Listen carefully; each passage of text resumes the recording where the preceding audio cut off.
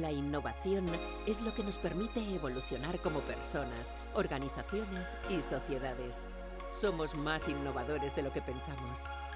Vanessa Carrera nos ayuda a ir más allá compartiendo historias que inspiran al cambio y al desarrollo. Bienvenido al podcast Innovación y Personas.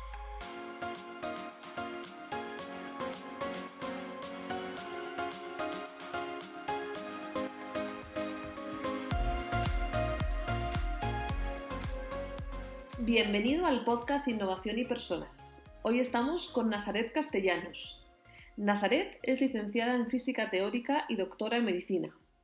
Ha trabajado como investigadora y docente en la Universidad Complutense y Politécnica de Madrid, en el Instituto de Investigaciones Cerebrales de Frankfurt y en King's College de Londres. Actualmente dirige la investigación del laboratorio Nirakara y la cátedra de la Universidad Complutense de Madrid, Mindfulness y Ciencias Cognitivas. Tiene publicados más de 40 artículos en revistas científicas internacionales, impartido clases en universidades españolas, alemanas, inglesas y de Estados Unidos. Y ha trabajado en más de 20 proyectos de investigación, tanto nacionales como internacionales. Y con todo este currículum, lo que más me llama la atención de Nazaret es que sabe explicar temas científicos y con una base demostrada de una manera muy clara. Hoy vamos a descubrir con ella cómo funciona nuestro cuerpo-mente y sobre todo cómo podemos utilizarlo mejor. Hola Nazaret, ¿cómo estás? Muchas gracias por estar hoy con nosotros. Muchas gracias, Vanessa, estoy estupendamente. Feliz Además, aquí contigo. Es lo que te digo, estaba leyendo el currículum y digo, pedazo de currículum que tienes, digo, vamos. Los que nos dedicamos a estudiar no queda otra. Me gusta mucho estudiar, sí. Venimos de un paradigma donde se le daba mucha importancia al cerebro y parece que esto está cambiando. En nuestro día a día empezamos a poner atención a nuestro cuerpo y su relación con la mente. Prácticas de yoga, qigong, meditación, terapias basadas en cambios de alimentación o estilos de vida. Para los que piensan que todo esto es una moda, ¿cuál es la base científica de este nuevo paradigma? Pues mira, me gusta mucho una frase que dice que quien solo tiene un martillo cree que todos los problemas son clavos, ¿no? Porque me ha gustado lo que has dicho, que ahora nos hemos pasado al lado contrario. Y es que siempre vamos en la investigación, ¿no? También pasa, ¿no? Que de repente se descubre algo y ahora todo se explica a partir de ahí, ¿no? Entonces hemos pasado de que hace 10 años hablar de la interacción del cuerpo en el cerebro era una locura. Y esto pues lo he vivido yo. El decir, pues, ¿qué tiene que ver el intestino con el cerebro? Todos los pensamientos, las emociones, pues solo tienen lugar en el cerebro, el resto del cuerpo se dedica a otras cosas, ¿no? Y ahora, pues en prácticamente 5 años han surgido una cantidad de literatura científica enorme, muy sólida, que apoya la hipótesis de que el cerebro necesita de la cooperación con todo el cuerpo. Entonces, sobre todo, lo que se ha estudiado es la interacción entre el cerebro y el corazón y entre el cerebro y el intestino. La interacción entre el cerebro y el intestino, allí se estudia en lo que es la influencia de la microbiota sobre nuestro sistema nervioso, sobre la función neuronal. La microbiota son todos esos bichitos, millones y millones y millones de bichitos pequeñísimos que habitan por nuestro colon. Entonces, esos bichitos forman parte de la regulación de los neurotransmisores del cerebro, es decir, modulan todo el comportamiento bioquímico de las neuronas. Entonces, sobre todo, lo que se ha visto es que el intestino influye en el cerebro mediando pues, todo lo que podríamos llamar el estado de ánimo. Es más sobre las emociones. La interacción del corazón sobre el cerebro también influye en las emociones, porque el corazón, cuando llega al cerebro, proyecta en zonas que son emocionales, por ejemplo la amígdala, pero sobre todo tiene que ver con nuestro proceso de percepción, cómo percibimos las cosas. Entonces, no es el cerebro, no es el intestino, no es el corazón, sino que son todos ellos, es la interacción de todo. Entonces, efectivamente, ahora se ha visto pues, la importancia que tiene el ejercicio físico que es así, más cardiovascular, pero sobre todo el ejercicio físico que aumenta más nuestra conciencia corporal, el yoga, tai chi, qigong. Eso se ha visto que es absolutamente fundamental para nuestro estado mental, ¿no? Y eso, por ejemplo, la Universidad de Harvard lo reconoce como uno de los pilares de la medicina preventiva. Pero no solo es eso, luego también tenemos pues, nuestra regulación emocional. Pero sobre todo esto de la influencia del cuerpo sobre el cerebro nos habla de la influencia del estilo de vida, de los hábitos que llevemos, la dieta, el ejercicio físico, la regulación del estrés, la contaminación, la postura corporal, o sea, un montón de cosas que hace pues, que cuidemos más nuestro estilo de vida. El otro día te estaba escuchando en la conferencia en la que te decidí a ver, que hablabas que cuando estamos en emociones, ¿no? Como el miedo o el estrés, como que eso podía influir también en nuestra capacidad cognitiva. Entonces, que había una influencia en eso.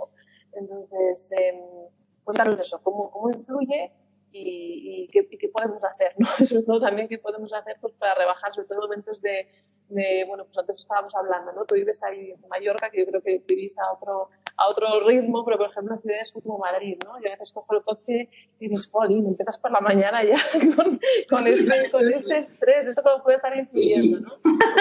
Cuéntanos un poco esto, cómo influye y qué podemos hacer, y también cuando vivimos en entornos que parece que son un poquito más, que promueven más este tipo de estilo de vida, a lo mejor menos sana, ¿no? Por decirlo de alguna manera.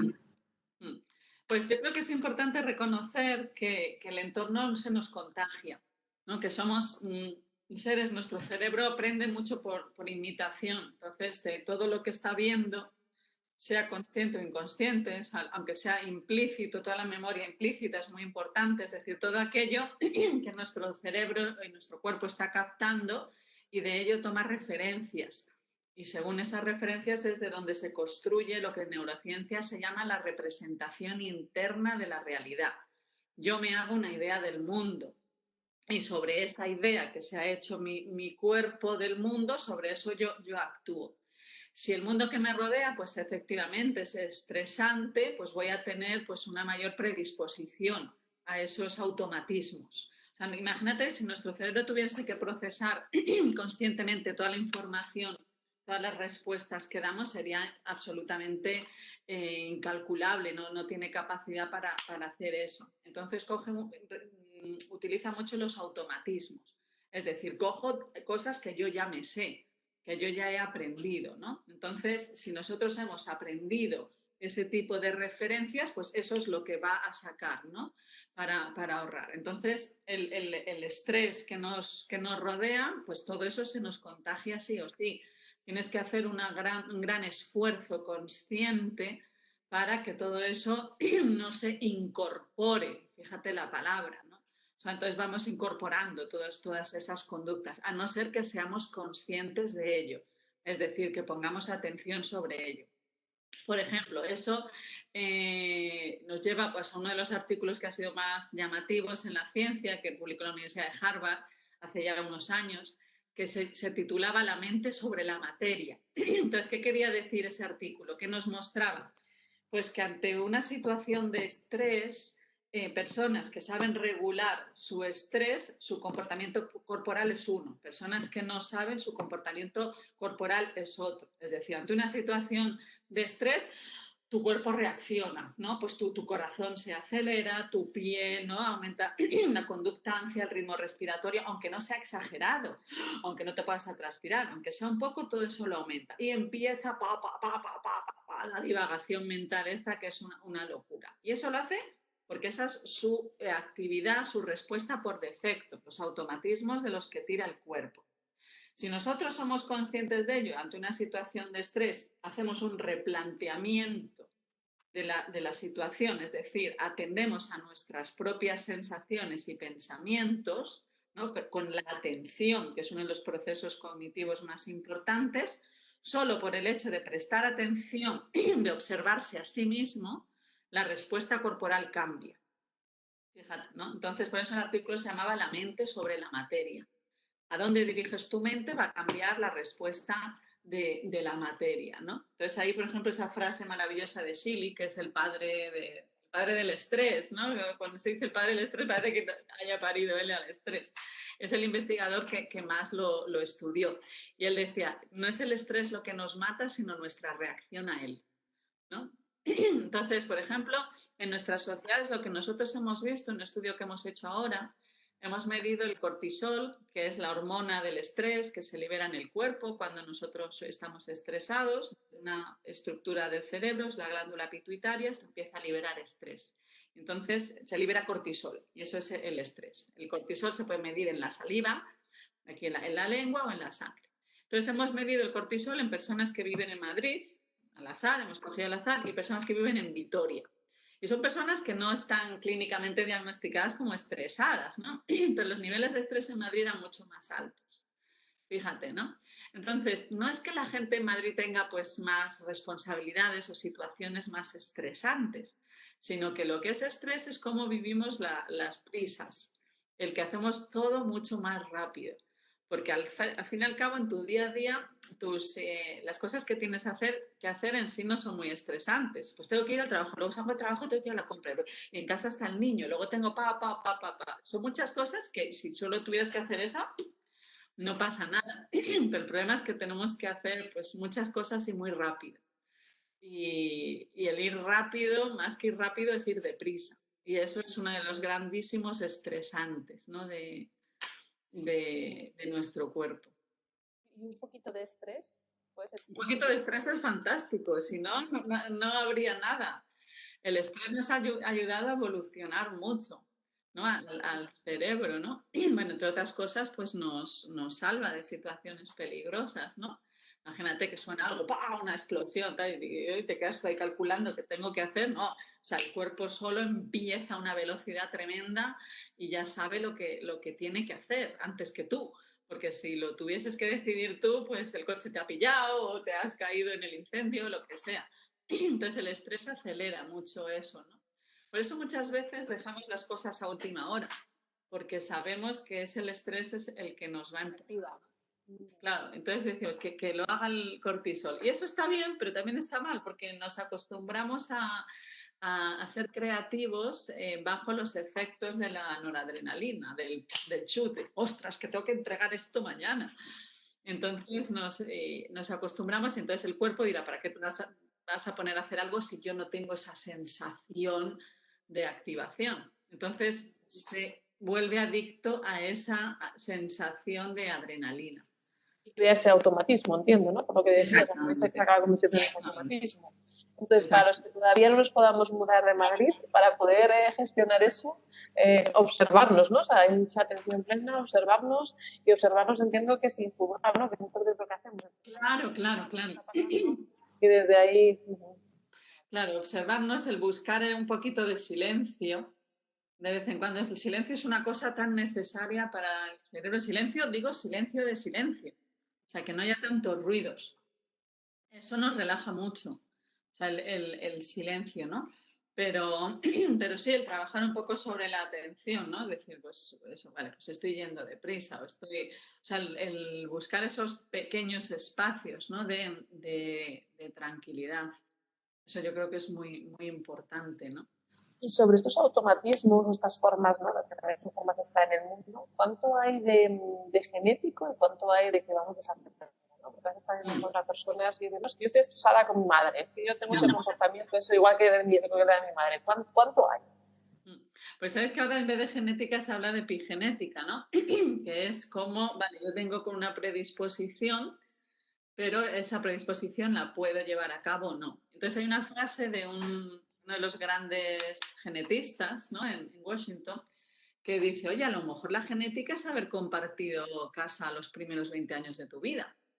O sea, yo soy igual de nerviosa de mi madre porque es genética o porque he copiado en los modelos que he visto en casa tanto tiempo, ¿no?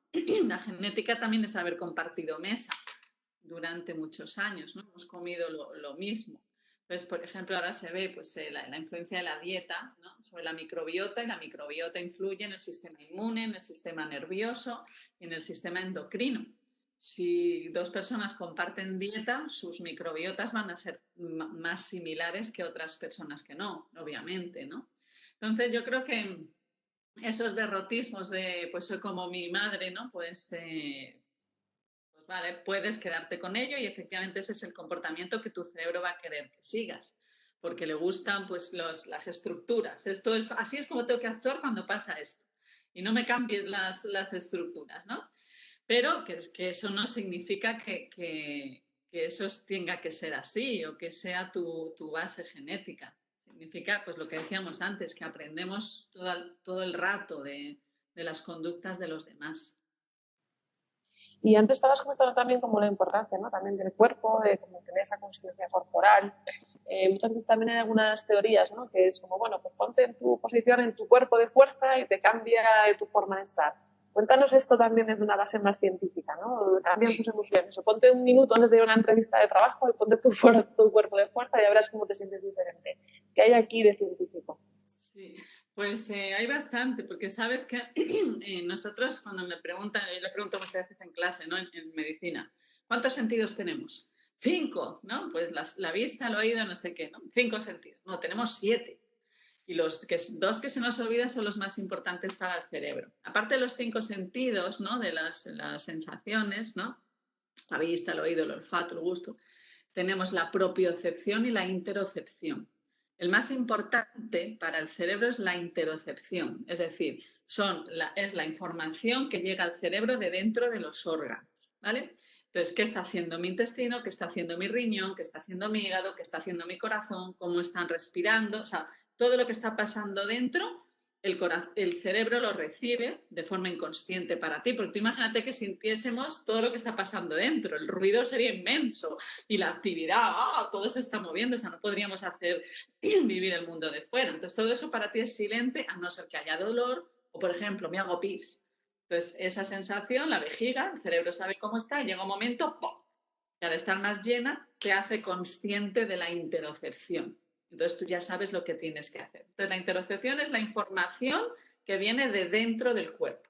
Y ese es el sentido prioritario para el cerebro. Pero luego hay otro sentido, que es al que tú te refieres en esta pregunta, que es la propiocepción. La propiocepción es que mi cerebro sabe si yo estoy así, si estoy así, si estoy encogida, si estoy de lado, si estoy así, si estoy así. Eso mi cerebro lo interpreta. No solo sabe cómo estoy, que tiene que saberlo, el cerebro sabe qué está pasando en todo, sino que lo interpreta. Entonces yo estoy así, pues esto mi cerebro lo está asociando a estás mal, estás encogida, estás insegura. Y como tal, genera una respuesta en el cerebro. Si yo estoy así, interpreta otra cosa. Uno de los factores que más le influye es la cara. Si yo sonrío, las estructuras emocionales del cerebro, la amígdala se encoge, se genera menos actividad. Por una postura así, eso se ha hecho estudios en hombres, una postura de estas así, más chulito, activa el sistema endocrino, ¿no? Entonces incluso el cortisol, o sea, se siente más seguro. Una cabeza inclinada hace que perdamos capacidades cognitivas. Memorizamos más las cosas negativas que las positivas. Perdemos capacidad de memoria. Unas cervicales, unos hombros altos, hace que tengamos mayor capacidad de percepción, mayor memoria y equilibramos lo positivo con lo negativo. Entonces, todo eso es absolutamente relevante. Y ahora entiendo un poco las razones porque recibe la información del cerebro. O sea, exactamente. Recibe la información y desde ahí responde, ¿no? A las formas de alguna Claro. La palabra clave está en que interpreta tu cuerpo. No solo que sabe, porque el cerebro sabe, dice, bueno, pues Nazaret ahora está así, o está así, o ha torcido la cabeza, o ha hecho así. Esto, el fruncir el ceño, esto lo activa mucho. Vale. No solo sabe cómo estoy, sino que dice, pues si está así, es porque está mal. Entonces se genera un feedback. Igual que si yo estoy mal, hago así, si estoy así, estoy mal. No, William James, esto viene de William James, fíjate, decía, no lloro porque estoy triste porque lloro. Todo eso se había estudiado siempre desde el mundo de la psicología.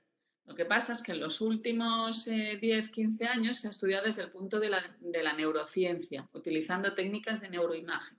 Entonces se ponen escáneres que miden tu postura corporal, a ver cómo estás. Y según te vas encogiendo, vamos viendo qué pasa en tu función cerebral. Entonces de eso ha salido una barbaridad de información. Entonces sí, la postura, y además fíjate qué palabra, ¿no? La postura. Tu postura es tu postura. Tu postura corporal es tu postura mental. Entonces, por eso todas estas técnicas, ¿no? De yoga, qigong, son tan importantes porque trabajan sobre corrección de tu postura. A lo largo del día tú no te das cuenta, no nos paramos a pensar cómo está mi cuerpo. Ahora, por ejemplo, hay muchas terapias en psiquiatría que están basadas en pacificar el gesto. Tú lo has visto, ¿no? En el metro a las 7:30 de la mañana. Eso yo les llamo gente son amígdalas con pies que van caminando por el metro. Las estructuras del cerebro están ahí súper activadas. Ahora fíjate, también entiendo, porque a veces mi profesora de yoga nos dice la importancia también de cómo tenemos el gesto de la cara, ¿no? Sí. La respiración, cómo estás, pero también el gesto de la cara. Estás mirando incluso, o sea, dónde te va la vista. Totalmente. Para el cerebro somos cara y manos. Es lo más importante de ti, es la cara. Eso es lo que más interpreta. La espalda mucho menos, el muslo la verdad que le dedica muy pocos recursos neuronales, pero la cara y esta parte de aquí. Esta parte es tremenda. Esto es a lo que más importancia le da al cerebro. Si estoy así lo interpreta. Más eso, hay miles de experimentos que puedes hacer, ¿no? De poner un rato un gesto de agrado y te da la sensación de estar en otro estado mental. Y, por ejemplo, eso se utiliza mucho, como tú dices, tu profesora de yoga, porque esto pues ya en las bases del yoga, del Qigong se sabía desde hace miles de años. Que es que cuando tú pones un gesto agradable, de una sonrisa, no que estés así, una sonrisa, se refuerzan los mecanismos de aprendizaje. ¿Por qué? Porque le estás diciendo al cerebro esto te mola. Y entonces lo aprende más. Si estás así, pues el cerebro va a decir, mira, oye, sal de aquí, a mí no me gusta. El cerebro lo que quiere es que le des placer, ¿no? Entonces, esto dice, pues cada vez que hago esto te gusta. Entonces, te genera, sí, es una de las cosas que se utiliza también para involucrar más al principiante, ¿no? En la meditación también se utiliza mucho, ¿no? Poner un gesto, ¿no? De paz, de alegría, no de euforia, ¿no? Sino tener una leve sonrisa, ¿no? Fíjate, el del Buda siempre representaba un poco. Es muy importante. Me gustaría, Nazaret, que nos contaras un poco, de hecho estábamos al principio, como estábamos comentando, ¿no? La parte esta de cómo algunos órganos influyen en nuestra creatividad. Nos meteríamos un poquito en este tema. ¿Cómo podemos hacer para utilizar o cómo nuestro cuerpo o mente para poder ser más creativos? ¿Qué nos puedes contar en este ámbito?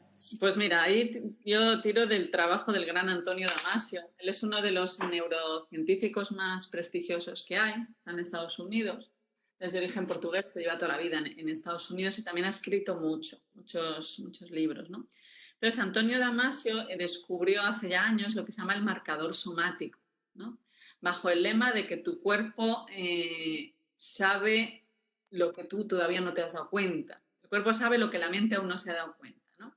Entonces, esto que él lo sacó a través de unos experimentos que se llaman la tarea de Iowa, descubrió que nuestro cuerpo es en sí inteligente, es creativo y llega a la creatividad antes de que nuestra mente se dé cuenta. Eso está basado en que cuando nosotros, por ejemplo, tú me estás escuchando ahora, las palabras, ¿no? Las ondas sonoras han llegado a los oídos. En los oídos están los receptores del sonido, pasan, eso se traduce a energía mecánica, eléctrica, pasa y una vez que llega hasta el cerebro por los receptores, llega a una zona que se llama el tálamo. El tálamo es la parte del cerebro que es el distribuidor de la información. Entonces el tálamo dice, ¿de dónde ha venido la información? ¿De los oídos? Entonces es algo auditivo. Entonces, desde que la palabra ha llegado a tus oídos hasta que la información ha llegado al tálamo, han pasado 70 milisegundos. ¿Vale? Entonces, el tálamo le pregunta a la memoria qué es esto, le pregunta a la amígdala qué contenido emocional tiene y luego se lo comunica al hipotálamo. Y el hipotálamo es el que le manda la información al cuerpo, ¿vale? Cómo tiene que reaccionar el cuerpo. Ahí han pasado 100 milisegundos. Luego el tálamo se lo manda, sabe que eso es un sonido y se lo manda a la corteza auditiva. Y tú eres consciente de la palabra unos 200 milisegundos después. O sea, nuestro cerebro no percibe las cosas instantáneamente. Pero entonces fíjate en la cosa. Tú eres consciente de la palabra que yo acabo de decir 200 milisegundos después de que yo la haya dicho.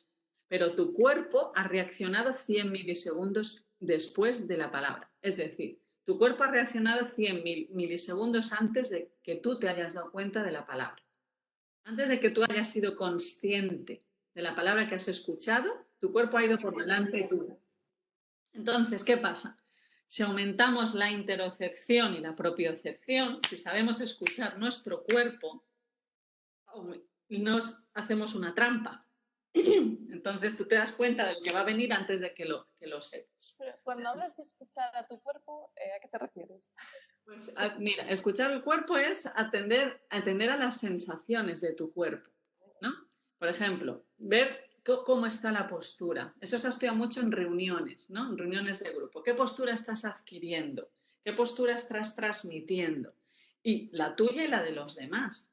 Entonces, captas mucho más que lo que estás simplemente escuchando. Eso es solo una milésima parte de toda la información de todo lo que está pasando ahí. Entonces, te hace ser más consciente de todo lo que está pasando en un entorno. Pero escuchar tu cuerpo, observar tus sensaciones, de no hacer tantas inferencias lógicas, hace que todo ese procesamiento inconsciente salga. ¿Vale? Y entonces ahí eres más creativo. ¿Sabes? Porque abres más la puerta a eso. Entonces, cuando tú estás atendiendo, simplemente aumentas tu conciencia corporal, disminuye toda la cacofonía interior, todo el diálogo interior. O sea, es como poner más atención a tu cuerpo y también así disminuye lo que es la parte esta más cognitiva, más de pensamiento, ¿no? Exactamente. Y ahí es donde se acentúa más la imaginación. Entonces hay muchos estudios que relacionan todo eso, lo que se llama esa red por defecto, o sea, es decir, dejar salir, ¿no?, esas sensaciones, esos pensamientos que se traducen en pensamientos y emociones, está correlacionado con creatividad e imaginación. Porque pues, tu cuerpo es una bomba de generadora de cosas, de imaginaciones y de pensamientos y de todo. Eso lo trabaja mucho Antonio Damasio en toda la costa oeste, ¿no?, de Estados Unidos, en San Francisco, es la costa oeste, ¿no?, de San Francisco y todo eso, ¿no?, que trabaja mucho pues en esas empresas, ¿no?, que la gente sea más creativa, escuchando su cuerpo y aprendiendo a regular sus emociones, porque es que las emociones son el primer baño del procesamiento. Y esto me conecta con algo que hablabas el otro día que tenía que ver con la rumiación, ¿no? Esto es un poco lo que estamos diciendo, como bajar la rumiación. Y ahí me surge la duda de, ¿puede haber algún tipo de rumiación útil?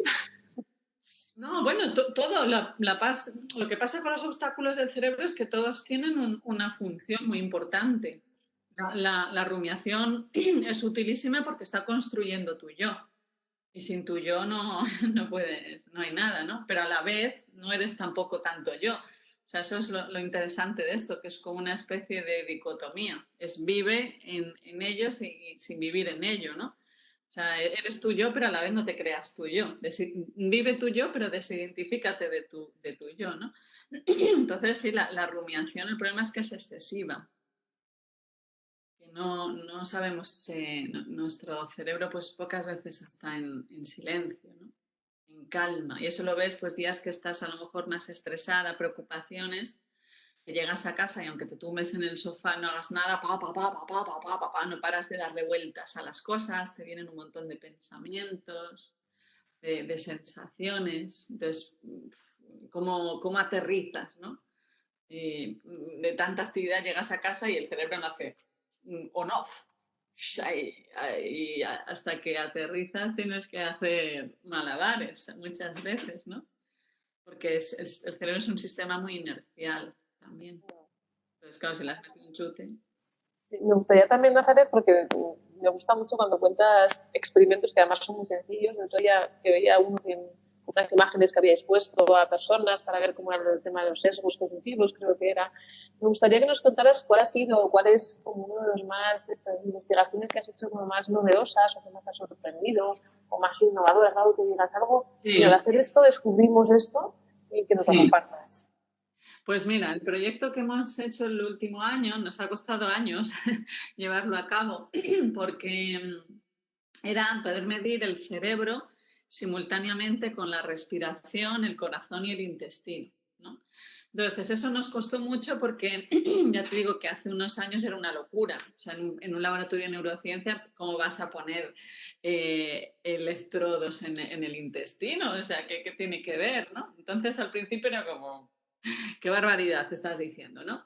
Pero luego nos costó mucho a nivel tecnológico, ¿no? Pues poder diseñar pues, todos los dispositivos. Pero lo bonito era, ¿no? Que nosotros pues medíamos eso simultáneamente el cerebro, la respiración, porque no respiramos igual por las dos fosas, el corazón y el intestino. Entonces hicimos un experimento, todo eso pues estamos en ello, ¿no?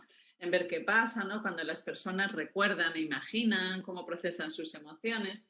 Pero uno que fue muy bonito, que metimos a mi compañero Gustavo, es el director de Nidakara, un gran meditador, metimos en la máquina junto a una persona que estaba empezando a meditar, ¿no? Un alumno de uno de sus cursos. Entonces, y medíamos simultáneamente sus corazones y sus cerebros, ¿no? Entonces, ellos se meten ambos en la máquina y pues cada uno de sus corazones pues hacía una cosa, ¿no? Y entonces, al cabo de un rato, cuando ya Gustavo le va guiando la meditación, ya empiezan a meditar, al cabo de un rato sus dos corazones se sincronizan. Y eso nos pareció muy bonito, porque yo creo que nos comunicamos a muchísimos niveles. No solo nos estamos comunicando por la palabra, ¿no? La gente que me está escuchando, pues no solo está escuchando mis palabras y las está interpretando, ¿no? Hay mucho más. Está el tono de voz, está el movimiento del cuerpo, hay mucho, ¿no? Pero cuando estás con una persona, hay mucha más interacción. Los campos electromagnéticos de nuestro corazón se salen del cuerpo, el del cerebro no, ¿no? Entonces, ¿cómo se comunica, ¿no? Por ejemplo, una mamá embarazada, pues el cerebro el corazón de su bebé y su corazón están en absoluto comunicación, ¿no? Es una medicina tradicional ayurvédica, a la mamá embarazada se le llamaba un ser bicardio, porque es un ser que tiene dos corazones. Y esos dos corazones se están comunicando, porque para muchas culturas el corazón era la sede de la mente. Entonces son dos mentes comunicándose, ¿no? Y yo creo que ahora mismo pues todavía no se ha testado, pero yo creo que en muy, muy, muy breve tiempo se verá que interaccionamos de muchas formas, ¿no? Y por eso también, fíjate lo que hablábamos antes de la importancia del entorno y de quién nos rodeamos, ¿no? Porque nuestros corazones se comunican, ¿no? Como parece, ¿no? Que demuestran, pues ten cuidado con quién estás al lado, ¿no? Y la mala leche que se nos puede ir pegando, ¿no? Y ese tipo de cosas, porque ¿cómo pones barreras a eso? ¿Cómo haces que eso no entre? Mira, hay un estudio súper bonito que ha salido hace 2 semanas que ha hecho la University College of London, que es una de las universidades más prestigiosas del mundo, ¿no? Pues ellos midieron el corazón de todos los asistentes a una obra de teatro. Y entonces se vio que al cabo de un rato los corazones de todos los espectadores se sincronizaban. Es decir, empezaban, y fíjate qué bonito es eso, ¿no? Porque tú tú no te das cuenta, ¿no? Pero te estás sincronizando con la persona que está sentada al lado, detrás. O sea, qué comunicación, ¿no? Aunque no hables con ellos, dices, fíjate qué bonito lo que se ha generado ahí. Y entonces eso es muy bonito porque puede que haya veces que sí, puede que haya veces que no. Imagínate que sea una obra que, yo qué sé, que a la gente no le llega, pero habrá otras que sí, y entonces se genera aquello, ¿no? Y a la vez eso le llega a los actores. O sea, que fíjate qué formas tenemos de interpretar el mundo. Y yo creo que eso pasa en clase. Bueno, yo veo a veces, ¿no? Y digo, uy, ahora se me han ido, se han dormido, están viendo el móvil. Y a veces que se quedan ahí, ¿no? Es lo que estaba pensando, ¿no? Que a veces cuando en formaciones, ¿no? Dices, ¿ha generado algo? Y pues claro, como yo digo, ¿se ha generado una energía? ¿Cómo puede ser, no? Pues mucho a lo mejor tiene que ver con esto, precisamente. Pues fíjate que todas esas cosas que antes pues pertenecían a mundos, ¿no? Muy críticas por la ciencia, ¿no? Se ha generado una energía, ¿no? Yo recuerdo esto, ¿no? Y yo misma recuerdo a mí diciendo, no, eso no existe. Y ahora dices, pues, oye, a lo mejor pues tú das una formación y aquel día, por lo que sea, comunicas o lo que sea y tal, y de repente has sincronizado los corazones de la clase. Otros días a lo mejor tú no, o la gente no sé, pero Pero sí que yo creo que, fíjate, ¿no? A ese nivel. Por eso también es muy importante que no se pierda lo humano, ahora que estamos en las épocas tecnológicas, ¿no?